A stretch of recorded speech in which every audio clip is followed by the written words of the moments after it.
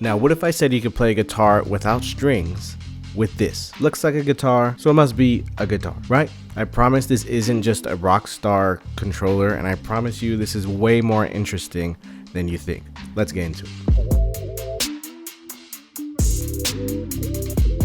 Okay, so a stringless guitar. I never looked at a guitar and thought, let's get these strings out of here. We don't need that. I don't think anyone has. But this is more than just a stringless guitar. It's essentially a one-man band machine. It's got guitar, yes, but it's also a piano. It's a bass guitar. It's got drums.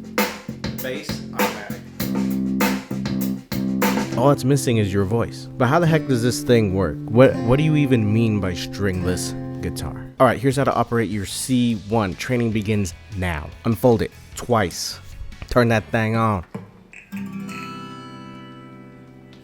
And I know I just said it's not a Rockstar controller, but I lied. You interact with it exactly like a Rockstar controller. You have paddles for your strumming.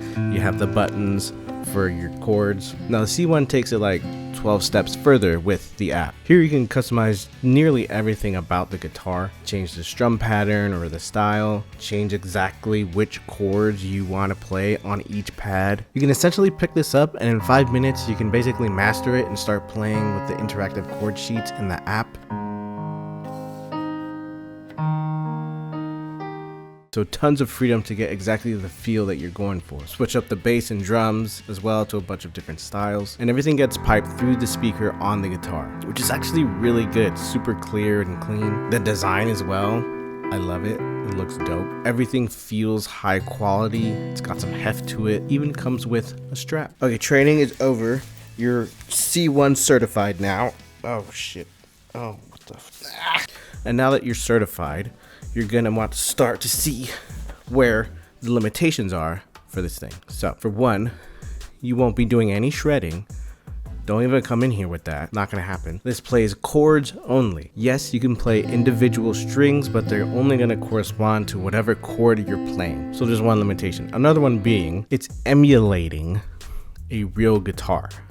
And that is very obvious when you don't play exactly on perfect timing with the C1. Example, just strumming quickly interrupts the previous input and doesn't really sound like music anymore. Now, a real boy guitar, or really any instrument, the inputs stack on top of each other, they reverberate into each other, meaning my strums don't stop the previous strum, they just flow into one another, and that flow is what makes music.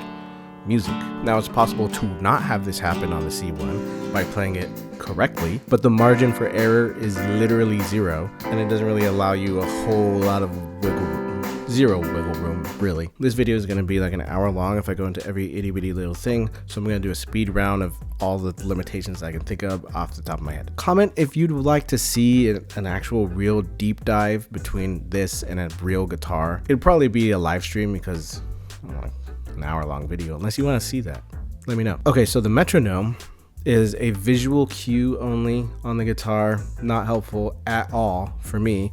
I have to hear it. The transpose wheel changes the key of the chords, which is kind of like beyond confusing because it changes how you think of chords. Unless you already know music theory, you're not going to know what chords 4 and 7 are in the key of E off the top of your head. But pro tip, whenever you switch keys, the topmost key on the top of the guitar is going to be the chord for that key. So if you switch to the key of E, that top chord will be G, and then the rest will follow that. G, A, B, C, D, E, F. Or if you just have the app open at all times, you can see exactly what chord you're playing, which is another limitation. The C1 it's not really useful without the app open at all times. What else? You can't record your own strum. There's lots of options in the app, but sometimes there's just a strum that flows naturally, and that's what I want to do, and I can't do it. The connective tissue of playing a guitar is missing, meaning the moments between the chords and the notes. You can't slide between frets, you can't add vibrato, you can't add two chords, go from a C to a C minor with a simple change, or at least you're not able to do that naturally. You can't even do riffs that feel really simple on guitar. For example, Post Malone's Stay.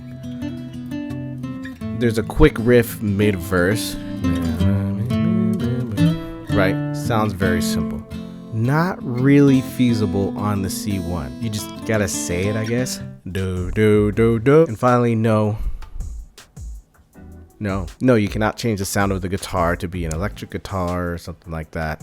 The sound you hear from the guitar is the sound that you get. It is what it is. Hopefully there will be an update down the road, but okay, that was a lot. I hope you're still watching.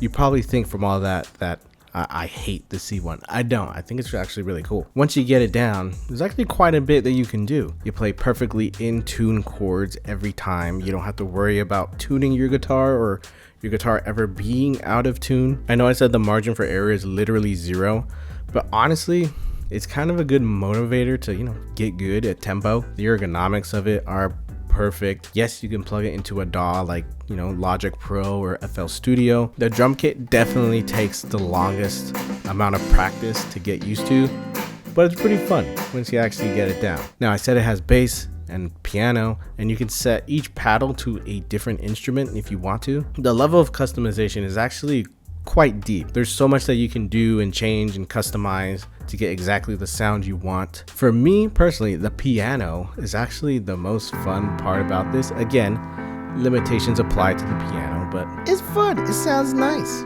Okay, so you may be thinking, who would want this? Who is this for? That's a really good question. That's the main question I've been trying to answer myself for the past few weeks. What I think, right?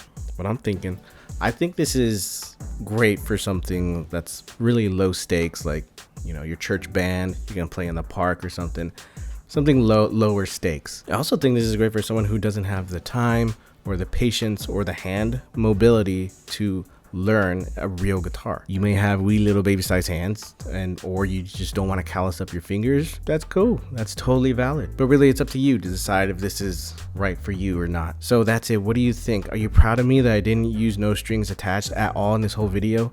Let me know in the comments below if this is something that you'd want for yourself or a gift for somebody.